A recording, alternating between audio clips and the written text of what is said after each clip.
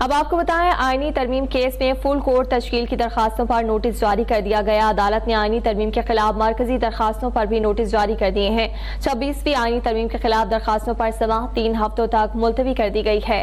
آگاہ کر رہے ہیں آپ کو اس خبر سے متعلق، آپ کو بتاتے چلیں کہ 26ویں آئینی ترمیم کے حوالے سے کیس اور ترمیم کے خلاف درخواستوں پر سماعت 3 ہفتوں تک ملتوی ہوئی ہے۔ آپ کو اپڈیٹ کریں، 26ویں ترمیم کے خلاف فل کورٹ بینچ تشکیل دیا جائے، وکلاء کی جانب سے استدعا کی گئی ہے، اور جس پر جسٹس جمال مندوخیل نے کہا ہے کہ آپ کی خواہشات کے مطابق فل کورٹ نہیں بن سکتا۔ آئینی بینچ میں ججز کی نامزدگی جوڈیشل کمیشن کرتا ہے۔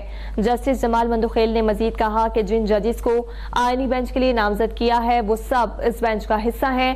فل کورٹ کے معاملے پر آپ خود کنفیوز ہیں۔ جسٹس محمد علی مظہر کی جانب سے ریمارکس دیے گئے ہیں اور انہوں نے کہا ہے کہ آپ اس بینچ کو ہی فل کورٹ سمجھیں۔ آج اس کیس کی سماعت کے دوران وکلاء نے کہا کہ سپریم کورٹ میں موجود تمام ججز پر فل کورٹ تشکیل دیا جائے۔ ہمارے نمائندے احمد فواد نے ہمیں جوائن کیا ہے، ان سے مزید جانتے ہیں۔ احمد، بتائے گا کیس کی سماعت کے دوران مزید کیا کارروائی عمل میں لائی گئی؟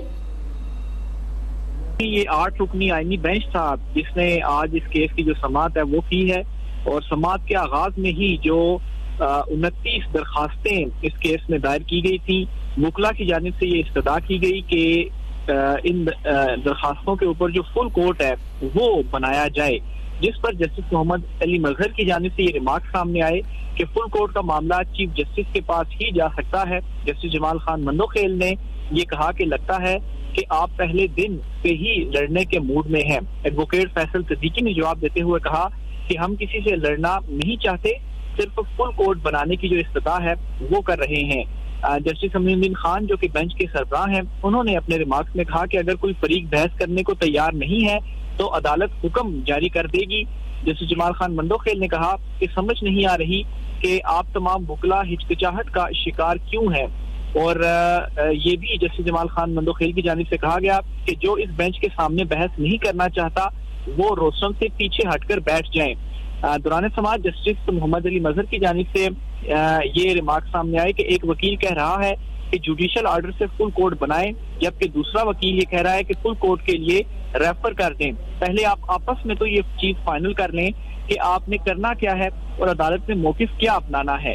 جسٹس جمال خان مندوخیل نے کہا کہ اگر فل کورٹ بن گیا پھر آپ نیا اعتراض کر دیں گے کہ فل کورٹ آپ کہیں گے کہ آئینی بینچ والوں کو اس سے الگ کر دیں۔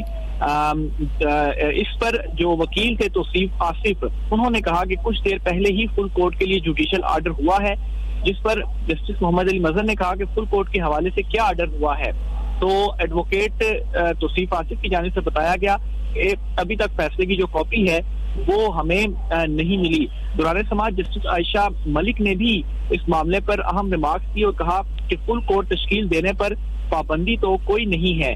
اس کے علاوہ جسٹس جمال خان مندوخیل نے کہا کہ 26ویں ترمیم کے لیے کل ممبرز پر ووٹنگ ہوئی، جو کل ممبرز تھے اسمبلی کے ان پر ووٹنگ ہوئی یا وہ دستیاب نہیں تھے، تو عدالت کو بتایا گیا کہ جو پارلیمنٹ تھی وہ مکمل ہی نہیں تھی تو ووٹنگ کیسے کی جا سکتی ہے۔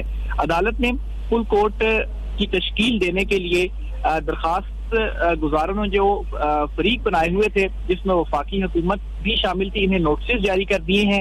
اس کے علاوہ عدالت نے آئینی ترمیم کے خلاف مرکزی درخواستوں پر بھی نوٹس جاری کر دیا ہے، اور عدالت نے فل کورٹ کی تشکیل اور عدالتی کارروائی کو براہ راست نشر کرنے کی درخواست پر بھی نوٹسز جاری کرتے ہوئے۔ احمد فواد، ہمیں کیس کی سماعت سے متعلق آپ مزید اپڈیٹ کر رہے تھے، آپ کا بہت شکریہ۔